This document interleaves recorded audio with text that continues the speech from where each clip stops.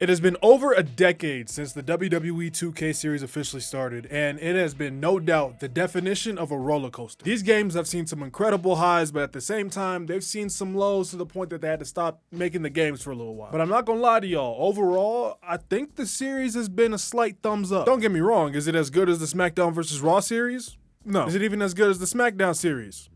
No. But it clears the Raw series, right? But real talk, if you ask me, I think the 2K wrestling games have got a bit too much of a bad rep. It's definitely far from perfect, but at the same time, this series has produced some solid games, even some games that have gone on to become some of my favorite wrestling games of all time. But of course, there's definitely been some bad in there, and with 2K25 on the way, what better time than now than to unpack all of it. Ladies and gentlemen, it's your boy Mo, if you don't already know, and this is every WWE 2K video game ranked from worst to best.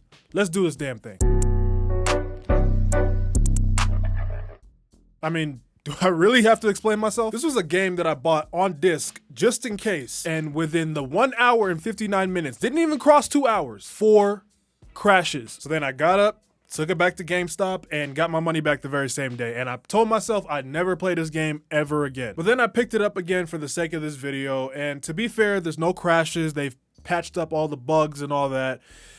But, well, let's just say I'm still waiting for my second refund. And like I said, they've fixed all the bugs and patched all the glitches and all that, but just internally as a game, the shit is just buns. Let's just run through this real quick. Graphics, insane drop off. Why the fuck does Becky look like this? Gameplay, clunky and slow. And for whatever reason, they decided to complicate the controls. My career, boy, I've never cringed so much playing a WWE story mode. The Horsewoman Showcase was fine, but a lot of that stuff had literally just played out on TV. Towers mode is probably the best part of the game, and even then, to go through that, you have to deal with the nut-ass gameplay. And I can already see the comments of people being like, oh, the game never crashed or glitched for me. I love the My Career. 2K20 is not even that bad. Y'all just like to complain. Please get help. I mean, if I was to give this game some positivity, I guess thanks for being so ass that the series had to take a break to come back and give us a better game. And also, I guess it's not as bad as the original WWF Raw on Xbox. You know what? Fuck it. You know,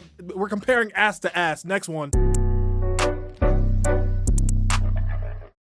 Now, I want to make something clear. Yes, this is the second lowest game on this list, but honestly, I can't call 2K15 a bad game. Then again, I don't have the same level of hate that some folks have for it, because my experience with 2K25 during its time was on, well, the better version, which was on last gen. And if I had to describe that version, it's basically 2K14 with a worse roster. Genuinely still a very fun game. But here I was, jealous of everyone else who had their fancy PS4s and Xbox Ones and their precious little graphics and little My Career. But then time passes, and you know that story I just told about how I returned 2K20 after a couple hours? Yeah, so in that same transaction, I actually saw 2K15 on the Xbox One chilling on the shelf. So I went ahead and got it. And after doing a deep dive, I can definitely see why some of y'all would complain. As y'all will see on my list, gameplay really weighs heavily on my placements, because if your gameplay sucks, the game is cooked off rip. This was the first game that 2K actually developed themselves, and they were so focused on making the game as realistic as possible. But it was just kind of slow, not to an insufferable point. There were some cool additions like tired finishers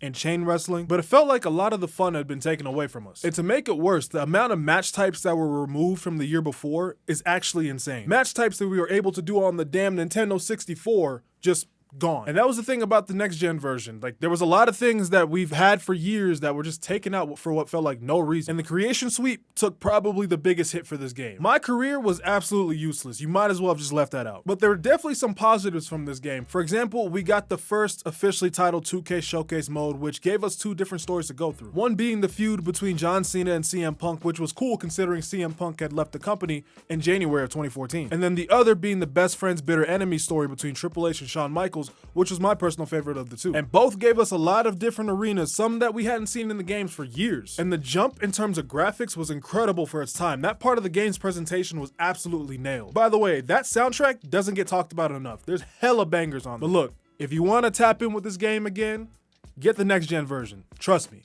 it's worth it.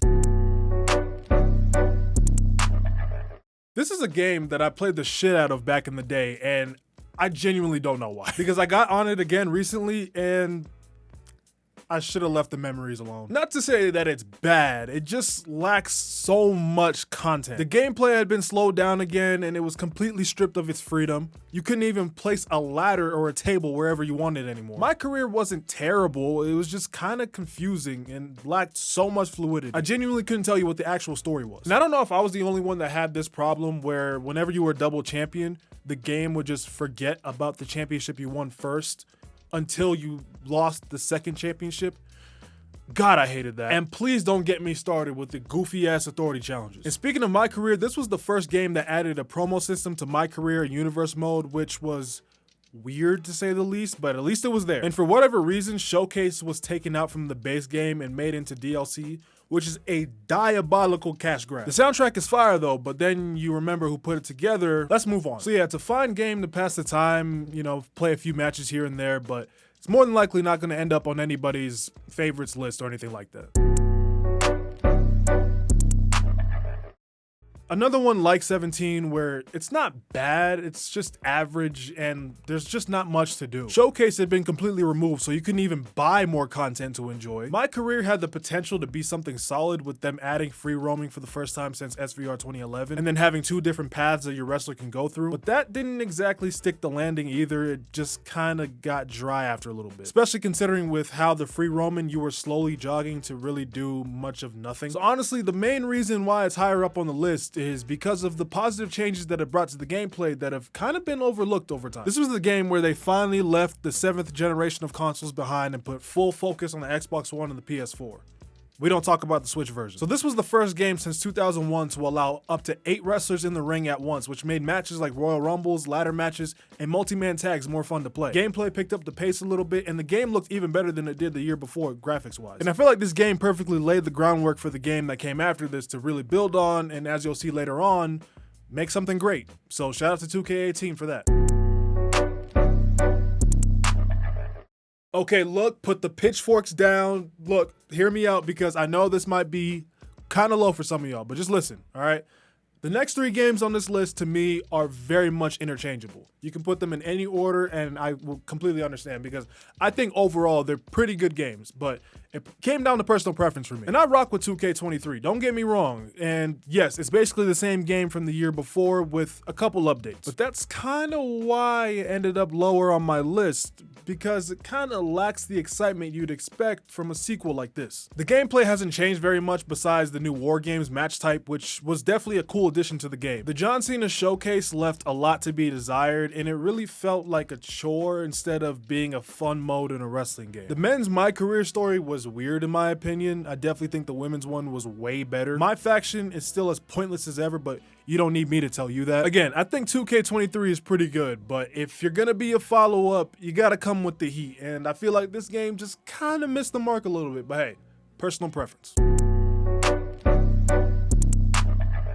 This game right here is just so underappreciated, and I don't know why. I don't know if it's that 2016 nostalgia, but even now, this is still very fun to revisit. And really, the main reason why I put it above 23 is because it was a follow-up game that actually felt way better than the year before. A lot of the match types that were taken out in the previous game were brought back here, and a lot of the stuff that was taken out of the Creation Suite was brought back as well. And then the gameplay was improved from the year before, it was faster paced, and this was the year before they robbed the games of the freedom to do what you want with the weapons. The Stone Cold Steve Austin Showcase was the last showcase that I really enjoyed, and it pretty much covered damn near all the bases of Austin's career. I personally really appreciate showcases from time periods like this because there's the audience that didn't grow up watching this stuff and it gives them some history to learn about. But then there's the audience that did live through it and it gives them the little rush of nostalgia, so there's a nice balance to it. And it also gave you so many awesome Attitude Era arenas and they all looked great. The roster was really good as well. This was the first year to really get some true NXT representation. My Career wasn't really improved that much, to be honest. It's still kind of bland. But honestly, had this been the game to start the next gen run and they built it from there,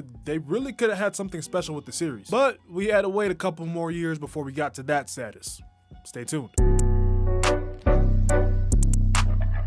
Again, I can definitely see the argument for putting 23 over this, but listen, for me, it was the fact that when I picked this up for the first time, it really felt worth waiting all those years for the new 2K wrestling game, and dare I say it, 2K22 hit different. The gameplay was a lot of fun, didn't really feel like a full-on simulation anymore. There was more freedom to what you could do in the matches. The roster was great considering the number of releases they had before the game actually launched. Looks-wise, you can argue this was the best the games had ever looked up to this point. Honestly, from a presentation standpoint, it really felt like 2K actually made the effort to rebuild themselves from the mess of 2K20, which I can appreciate. The My Career story for both the men and the women were solid, and then this was the first game since SVR 2008 to have a My GM mode, but then that's also where the negatives from this game come in. Not that the mode was full on bad, it just felt like a mobile game with how limited it was. You only had 2 championships, one for the men, one for the women. The amount of match types were super small, so that was a bit of a letdown. Then you also had the Rey Mysterio career showcase, which in theory was cool, but then this is the one that started the whack-ass showcase format that we've had ever since. It did give us some cool Ruthless Aggression arenas though. But even with those negatives, going back to play 22 along with 23,